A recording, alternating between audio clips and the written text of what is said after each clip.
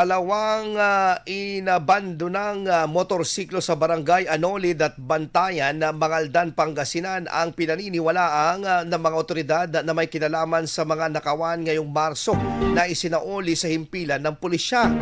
Ang pinakahuling kaso ay naitala noong Marso 10 sa barangay Anolid matapos mapansin ng isang 34 anyos na lalaki ang isang motorsiklong matagal na umanong nasa gilid ng kalsada. Sa ulat ng saksi, umaga pa lang ay napansin niya na ang pulang motor sa lugar na wala ng plaka at sira ang takip ng gasolinahan.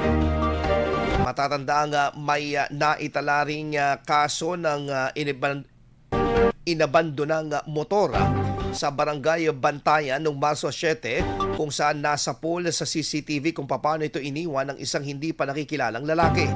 Tinitignan na ngayon ng mga otoridad kung may kinalaman ng mga ito sa mga insidente sa pagnanakaw ng motorsiklo sa bayan. Ayon sa impila ng pulisya, inireport ang mga kaso sa Land Transportation Office upang malaman ang mga rehistradong may-ari ng mga nasabing motorsiklo. Patuloy naman ang panawagan ng pulisya sa publiko na agad makipag-ugnayan sa impilan kung may mga impormasyon tungkol sa pagkakakilanlan ng mga may-ari ng motorsiklo.